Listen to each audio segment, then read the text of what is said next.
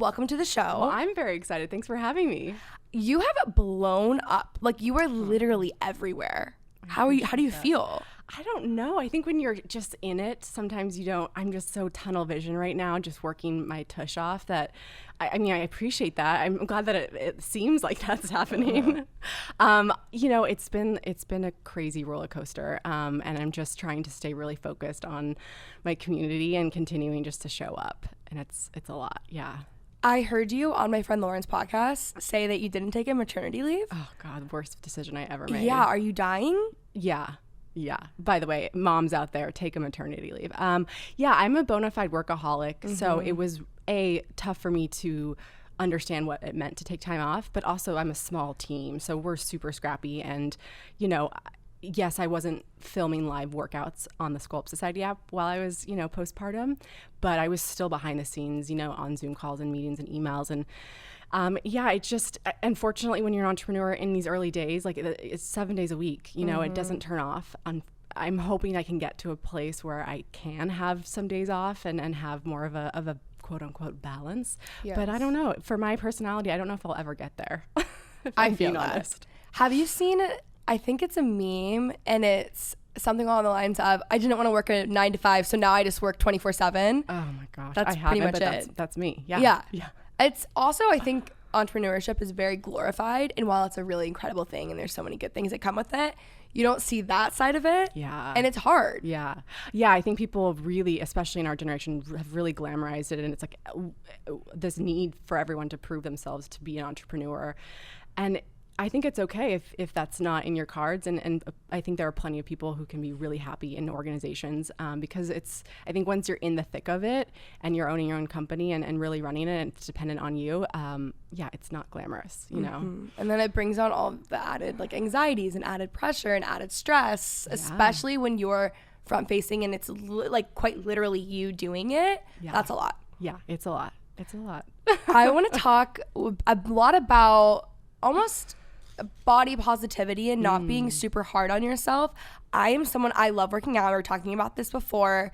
I don't feel like I've had a negative relationship with food or anything, but I think sometimes I get so routine to my workouts to where if I'm not going every single day, one, it does definitely, working out helps my mental health a lot. So if I'm not working out and moving, I notice it. So it starts there. And then it gets to the point where I'm shaming myself for not working out. Yeah. And I want to talk to you about how do I get out of that headspace and how do I give myself grace? I'm very similar work-wise. I love working 24/7. I expect a lot out of myself and I can be very hard on myself. So if someone's listening and can relate to that, what would be your best advice to kind of shifting your perspective with fitness? Yeah, I get so many questions like that. I think there's a lot of people out there who think if they haven't done hours of a workout a day or if it hasn't killed them, then it's not enough. Or I get the kind of the opposite where it's I really want this workout routine and I don't know where to start and I feel overwhelmed. And I actually think the answer to both is the same. It's actually let's take the pressure off. Let's commit a little bit less, and let's just be successful in a smaller workout. It doesn't need to be this long, huge program that we commit to. And I think there's just this notion that unless we're dying from a workout, unless we've done all of this cardio, especially for women who think that they need tons of cardio, that they've somehow failed. And like you said, there's this sense of shame that they haven't accomplished what they wanted to for their physical fitness. And I think as women, we really need to take that pressure off and just commit to less. Let's do less. I love that. Let's do less. Let's do less. Also, because if it's programmed correctly, by the way, I did a 20-minute workout. All I did today was 20 minutes, and I can tell you it was, A, mental health, check, felt so much better. B, check in the sense that it was only 20 minutes, under half an hour, and it was really effective. It was programmed in a way that got my heart rate up. I was, sculpting, sweating, all the things I wanted, and then I moved on. I want to talk about that because this is something that I learned a few years ago when I switched to doing Pilates style, sculpting workouts. And I really at that point was just working out for mental health. And then all of a sudden my body completely changed. And I've always worked out. So before, when I was doing other fitness classes where it was really cardio based, or I thought I literally had to be dying by the end of the workout, in maybe like a crazy hit workout or whatever it was, I noticed way more changes in my body through a Pilates Sculpt class. Yeah. And I think, you know, people like you and Melissa Wood Health have really introduced that online, because before all you would see, or all I would see at least, would be like the hit workouts on YouTube. I don't want to do a hit workout on YouTube like that. That's not really what I want. I want a sculpting class. I want to actually enjoy the workouts, and just personally speaking, that's not really always what I want to do. Yeah, and I think, listen, I think I come from a place with fitness and food of really moving intuitively, eating intuitively. So I think, hey, if a hit class is your jam, stick with it. Like, that's fine. I think for me, that doesn't bring me joy, as cheesy as that sounds. Yep. You know, what brings me joy is a low impact sculpt workout with a sprinkle of dance cardio to my favorite jam, you know, moving to the beat of the music. And I think for so long I was killing myself doing hours of cardio. You know, I have like these memories of being at Crunch Gym, like being on the treadmill and like tracking every step and calorie I was burning. And I didn't enjoy 1 second of it. And I think it's the mindset of switching and finding something that you love and enjoy and you feel like is working, that you can commit to, that doesn't require all of this cardio, that it's much more of like a low impact sprinkle of cardio, like I said before, that for me, like you, that's when I noticed the biggest difference in my body. I was doing hours of cardio before, not seeing a single change happen. And then when I actually implemented more of that strength, that sculpt, that's when I saw the good stuff happen. Yeah, and it's really nice because that's actually what I like to do. Yeah. And that's actually what worked for me. I have this conversation with friends all the time, and I'm like, you really don't need necessarily to be doing that if you really hate it. Like, do what makes you happy. Yeah.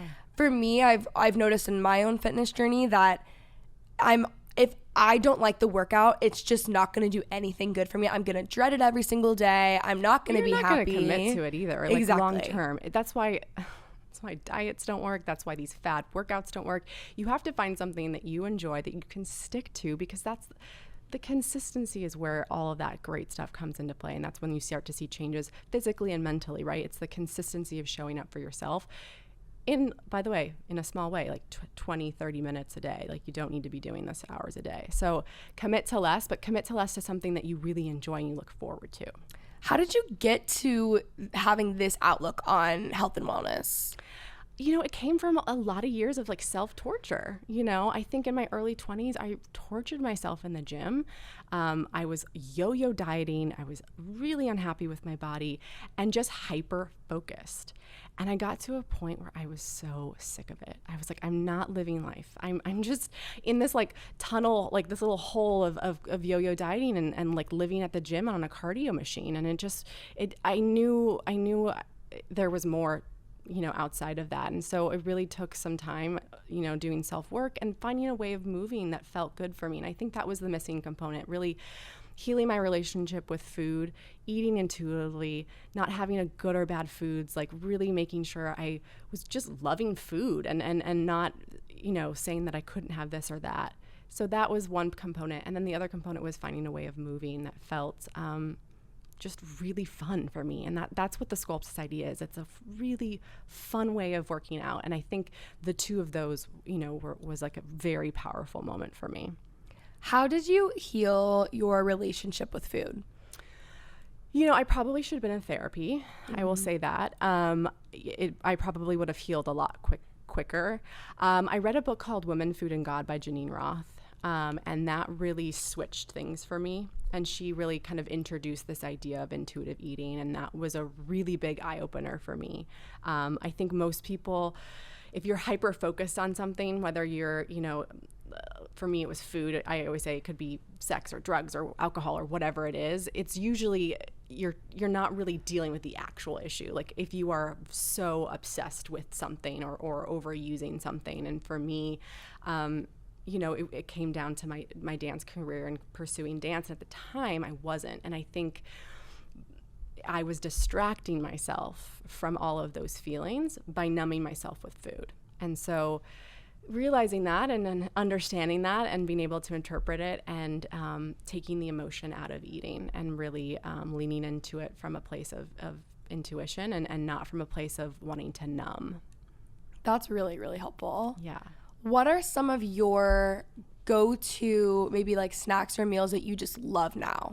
Yeah, and I think it's really important too. Like I eat healthy, but I also, not that I don't like to villainize food, but I have a very well-rounded diet. I don't eat, I eat everything. I truly do. So I think it's finding, if you're someone who's struggling to find those healthy meals or go-to meals, it's just like fitness, figuring out what works for you. And also that makes you feel satisfied, right? If you have a big salad and you're like, this is disgusting, and you hated it, you're probably going to want to grab the processed whatever after. But if you're having a meal that you're like, damn, that was delicious, and I feel satisfied and full, it's just going to be a different experience with food for you. So for me, go-to snacks, I'm a big chip fan. I love chips, but I really love, corn doesn't sit really well with me. I definitely feel that when I eat corn, so I love like a bean chip. There's bean fields. There's from the ground up, which is a cauliflower chip. I definitely still have my more tortilla chips. You know, I love hummus, veggies. I'm trying to think of my other go-to. I'll do like a fruit smoothie. I got really into that in pregnancy and postpartum. Just things that, again, I get excited to eat. If you're not excited to eat your meal, like, again, you just need to find those go-to meals for yourself. I love your approach because it's not like fear or shame based. And I think that's a lot of not even just like the fitness industry, but even just more individually. I think a lot of us have a very unhealthy view with health and fitness, or feeling like we should be doing this and should be doing that, or you're never doing enough. Never doing enough. Yeah, and I think that's really healthy. Even just like a 20-minute workout, getting some sort of movement in, like things like that, and where it's actually effective, I think is so helpful. Yeah, it's this all or nothing mentality that really sets us up to fail. We have so much going on in our lives. We're all so busy. Like, we just need to commit to less. We really do. And I think it's, for me, I would so much rather have a client do 10 minutes a day, a couple times a week, than 1 or 2 massive workouts. You're going to get so much more out of it. And also just from a mental health standpoint, you know, you're setting yourself up for your day after 10 minutes of movement consistently in such a more positive, grounded way than what, you know, the weeks where you get 1 or 2 huge workouts in, and what the other days of the week, you know, aren't going to necessarily feel great, I think, for people mentally. The all or nothing mindset. I am that way with so many things. Yeah. I'm very like, go big or go home. Yeah. And I relate to you with having, you know, like loving work and maybe overdoing it sometimes. So what are some tips or things that you are currently trying to implement that are not necessarily, I don't think that like the perfect balance exists. I think a lot of it is priorities and things change. But what are some tips that you might have for creating like a healthy relationship with work? Well, I could probably list them off, and these are probably things I should implement more of. I know the things to do. I just sometimes don't do them like we all do. I think saying no more. You know, I think we don't need to attend every event or do everything. I think as an entrepreneur, I tend to say yes to everything because it's this idea of FOMO and be more selective with my time. I think for work, for me, it's getting into a groove where I'm really listing out top priority things I need to accomplish, but then not necessarily thinking that I have to do the whole list, picking those top 4 things and doing them. I'm trying to think. I think for myself, sending less emails on the weekend, maybe to my small team, right? Little things that I can set an example for, that we don't need to all be working around the clock. You know, setting stricter work hours. You know, I'm working from 9 to 6 or 9 to 5 or whatever your hours are. And really, I think for me, Harlow, my 4-month-old, has really helped me with that because, you know, she at a certain time, I have to do bath time, I have to do the whole nighttime routine, and that's forced me to step away from my computer and realize, okay, like that time is not mine now. The day is over and now it's family time. And I'm sure there's more that I'm not thinking of, but I think those are small things that we can all start to do a little more of. No, that's very healthy. I think that's a really great thing. It's also, it's like a topic I think I'm pretty passionate about because I think there's great things that have come out of like hustle culture, but I think there's a lot of negative things that have, you know, people are finding their identity in work. 100 years ago, you weren't like, your identity wasn't in the career that you had and what you do. And so it gets a little bit tricky, especially in like the digital age when it literally is your face. I know. And it gets tricky when you're the boss. Yeah. And everything does, in a way, kind of rely on you. Yeah. Yeah, and it's tough too. I get so excited with the community over on Instagram, and I want to respond to DMs and be I want to be able to have that conversation because I feel so lucky that I can really talk to my members who are on the Sculpt Society app on Instagram, and there's like that direct feedback. But I do think there is, I'm sure for you on social too, it's this pressure to be constantly on and just giving myself, a little bit more of a boundary setting with time and when I'm on and when I'm not with Instagram. I also want to talk to you about positive self-talk. I know you love your mantras. I think that's really great. I want to be a mantra girl, so I'm going to be taking notes. And also, I think this is a really important thing that I really do want to learn because my friends and I were talking yesterday just about health in general. Yeah. And we were just talking about kind of the in-between of like I want to get healthy but not, and knowing that you're just maybe not in the best like space, but also giving yourself grace and being easy on yourself in the process of going through a health journey. Yeah. So I think that mantras and positive self-talk maybe is what I'm missing.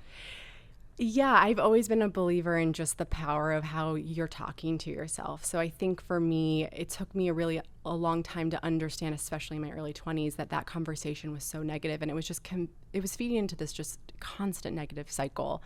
And I couldn't get out of the loop until I really understood the stories and the things I was saying to myself. So I think a small step that we can all do is just tune in. Like, how are you talking to yourself? Like when you look in the mirror and you have an outfit on, like, are you saying that you look ugly or you look fat or you're whatever? The things we say to ourselves really make impact. And I think step one is just like tune in, like how are you speaking to yourself? Step two is implementing, talking back to that voice. I sometimes have to talk back to my own voices in my head. And I think that's been really powerful. And then mantras. Yeah, I think, I think if you're having a moment in the day, whether you're anxious or whatever, it's usually because you haven't taken a breath, or maybe just having a go-to mantra. For me right now is I'm worthy. Mm-hmm. Sometimes I have this imposter syndrome and I can get in my head, and it's just taking that pause and telling that I'm worthy. I'm worthy.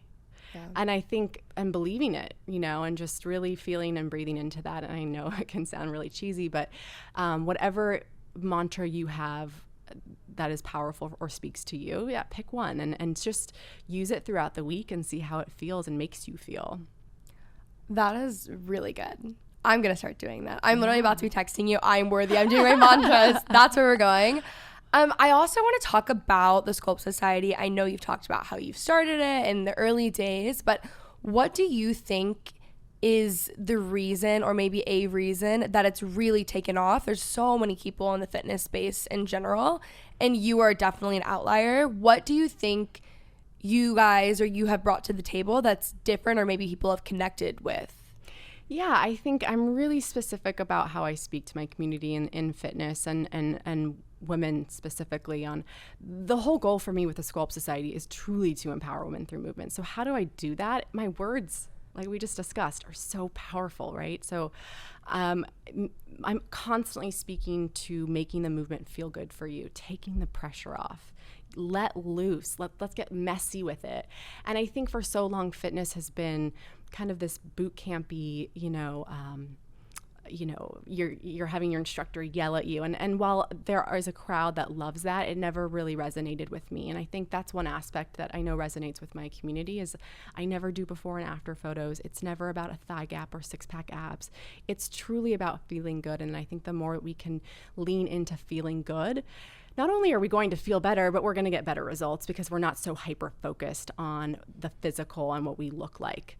I think on the other side of that, I really have a strong program. If you are doing the Sculpt Society, you're going to feel better, you're going to feel more grounded, and you're also going to get kick-ass results. And I think that speaks for itself in a way for so many of my clients. And then I think dance-based fitness, it's really intimidating. And I think what sets the Sculpt Society apart is it's really, it's for non-dancers and dancers. Like, people can come in and take a class and feel successful. And I think for so many people, dance cardio feels very overwhelming. And I really know how to instruct to all levels, and make it feel fun and attainable.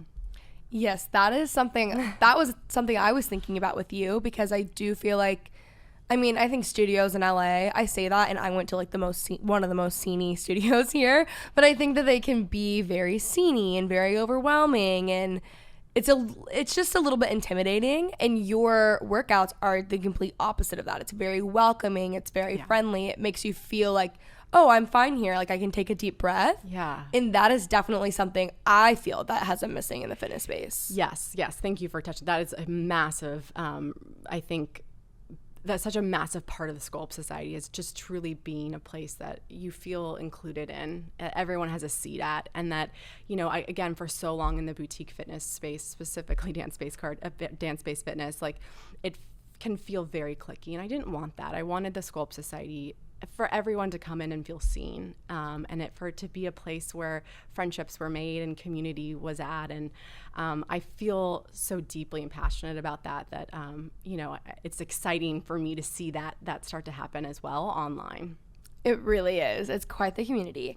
Let's go way back when you started the Sculpt Society. Yeah. Like, what were the early days? What made you finally decide? Where were you at? What were you doing? Yeah, so I was working, so I went to school in New York. I was at NYU's dance program at Tisch. You know, modern, contemporary, you graduate, they kind of throw you out into the streets of New York, and you're like, oh, I have to pay rent now. This is really scary. So as I was auditioning for professional work, and as I started even to get work, I started side hustling in fitness, and, you know, really started out thinking that it was going to be nothing but just a way to pay my bills. And then I just quickly really fell in love with it, and just, you know, seeing the same women every day and seeing the impact that I could have on them, and moving in a way that felt really good, you know, in a dance-based fitness setting. So being able to share that passion with other women, and seeing a longevity in fitness that I didn't necessarily see in dance anymore for me. It had been a couple years dancing professionally with the NBA, which was amazing, but I was getting burnt out. And I saw fitness just filling my cup up in such a bigger way, and got really excited on you know, learning more about fitness. So really dove deep into the boutique world in New York, you know, reformer Pilates, yoga, really educating myself, getting myself certified. So I taught for 6.5 years, and then launched the Sculpt Society in New York in 2017.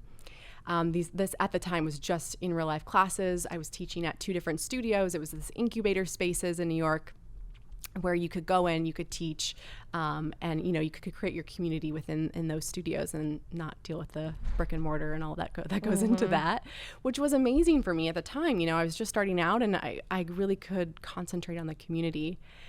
And then, you know, as it started to grow, I saw so many of my clients traveling, or even online on social. They would say, I wish I could be in New York and take your class. And I really saw the evolution of digital happening around us. You know, Peloton was, you know, exploding, and I saw this opportunity online. So I launched the Sculpt Society app in November of 2019. Wow. Yeah. It's crazy. First off, perfect timing.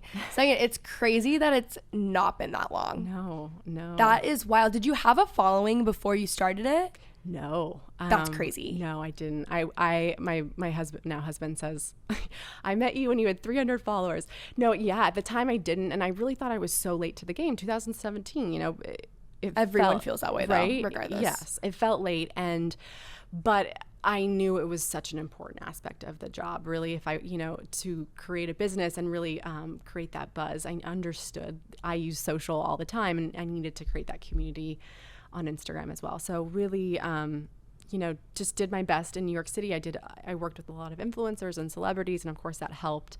But I also think word of mouth was so strong in that community in NYC.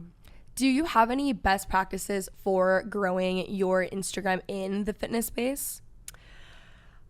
Gosh, you know, I always say this, and I still do this. I reached out to so many people, and, you know, I would DM influencers and celebrities and be like, hey, you don't know me, but I have this amazing class. I'd love for you to either come to it or do a private with you. And that, you know, I would say 1 in 50 would respond to me. So it wasn't, you know, but that's people did respond, and that slowly helped, and then word of mouth slowly spread. And I think, definitely, getting those certain influencers in and having them experience the Sculpt Society and talk about it on their Instagram page, and that cross promotion is really was a big way in how I grew in the beginning, for sure. Yeah, I think that's how I found you, was seeing you through other people. Yeah. Very helpful. If you could go back and talk to your younger self who didn't have, as great of a relationship with health, wellness, fitness, whatever you want to call it at the time, what would you say? Like the Megan that was like in the thick of it. Mm-hmm. I would tell her to go to see a therapist, and then I would tell her, like I tell most people, to take the pressure off. That I was so focused on, not focused, I felt so lost in my purpose, in what I was doing, that I just felt like I was never going to find my true path. And I would tell her, like, it's all going to fall into place. If you had told me at 19, like, I was going to be in fitness, I would have laughed at you. I think it was just continuing to lean into the things that made me happy, and continuing to realize that would open up into a different path for me helped. But it took me a while to understand that. So I would tell 19, 20-year-old Megan, like, continue to do those things that make you happy. Work really hard. It's all going to fall into place. I love what you said, or bringing up, like, feeling lost. On this podcast, we talk a lot about advice in navigating your 20s. That's like a very hot topic recently, because I don't feel like, I guess no one really knows what they're doing, but your 20s are really confusing. Very confusing. Very confusing. No one tells you that either. Yeah. That's what I started once I graduated college and I was a year out. I don't know. Oof, I was a hot mess a year out of college. I was like, okay, wait a second. I actually don't know what I'm doing. And I'm someone who already had a career. And I was like, okay, if I feel confused and I don't know what I'm doing, like, how much did my friends, when we would talk about it, but no one was talking about it publicly. I know you said, lean into the things that you like, but do you have any other advice for maybe someone who's either navigating just feeling really lost, or even just their 20s in general? Yeah, I think the reality is your 20s are messy, and they're supposed to be messy. You're supposed to fuck up. You're supposed to get the job that you hate, because guess what? The job that you hate is going to teach you what you don't want in your next job. So all of it is learning. It's shitty. It sucks.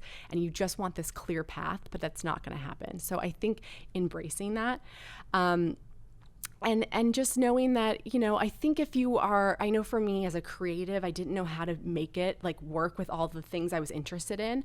I think how I was able to make the Sculpt Society work is I had a side hustle in fashion, and that was paying the bill. So I always think a side hustle is great. Have something that is financially stable for you. You can do it. You can check in, check out, but you have whatever creative side hustle that you want to be happening eventually going on, and you can start that way. I don't think it needs to be all or nothing in the entrepreneurial world as well. If you want to dip your toe in something, you can still do that, but have something stable so that the financial pressure is off. But again, that's super tough in your 20s, and I get it. Like, I think all of us need to be talking about it more, and I'm so happy that we are. I don't think I felt really clear in what I was doing until I was in, 31. Everyone tells me that. I'm like, I will thrive in my 30s. I'm 24 now, so I have about 6 years. Oh my God, you're 24? Yeah. Oh my God. But I'm looking forward to my 30s, not wishing away my 20s, but I'm excited for that decade of my life. Oh my God, 24. I was at the height of my hot mess Megan self. I kept saying, I'm like, is anyone else having the worst year of their life at 23? I'm like, I'm so confused. And every time I would bring it up to someone, they would be like, oh my God, me too. But no one was talking about it, I feel like, publicly. And there's not even that many. I'm like such a reader. If I have a problem with anything, I'm like, is there a book? Like, I will Google the issue that I'm having, order the book to my Kindle. I read it that night. That's how I deal with things. And there's not even that many books about like navigating your 20s. So I was like, maybe I am the only person. Turns out, false alarm, I'm really not. But it felt like it. But also, I mean, gosh, you're 24 and you have like a thriving career. I'm blown away. I think though, you are going to look back in the next, when you turn 30, 31, you're going to the next 6 years, you are going to learn so much about yourself. And that's also a big thing. I think giving yourself the space to learn about yourself in your 20s, like, you're going to learn and develop in so many ways, and your interests are going to change, and all of these things are going to happen. So let it get messy and let it not be perfect. That's such great advice for me. That's really what I need to hear. I think something that has been a little bit difficult, I've been on the internet since I was 16, and obviously you're going to change your mind and change and evolve in so many ways in 8 years, especially at that time period. And so while I don't necessarily feel like I hold myself to, something that it's not controversial by any means. It's literally just, I like apples one day, I like oranges the next, like something stupid. I just feel a little bit more kind of like tied to who I once was or something like that. And so I've been trying to like take the pressure off and kind of like celebrate changing and evolving. And, I'm obviously, I don't want to be who I was at 20. Not that I don't like who I was at 20, but I'm just not, I have 4 more years of life experience. Obviously, I'm going to change. Yeah. And that's been a really kind of hard thing for me. And then I think as I change, then I like look back at, Kenzie at 20 and I'm like, oh, and I'm like, no, I liked her then. Like she got me here, but I have this weird view of that. But overall, I really do want to work on just kind of taking the pressure off of myself. What are practical ways? Because you talk about that a lot, but what are practical ways that you personally have been able to take the pressure off? I think almost like, not that I'm like my community is like my therapy, but on Instagram, by taking the pressure off, I really have tried to not use filters on Instagram. And I think that's almost like, it's like, this is me. Mm-hmm. Like I'm really showing you guys like this is me, and that holds me accountable. It also takes the pressure off for me in a way that like this idea of perfection and how Megan has to look perfect. Well, I don't look perfect all the time. Like I look like crap most of the time. So like let's just put it out there. This is who I am in this moment. And I think like you were saying, almost and you're vocalizing it now, but vocalizing that on social that you are going through this, because so many women are going through the same thing you are going through, and like having that person to look to is going to be so valuable for them.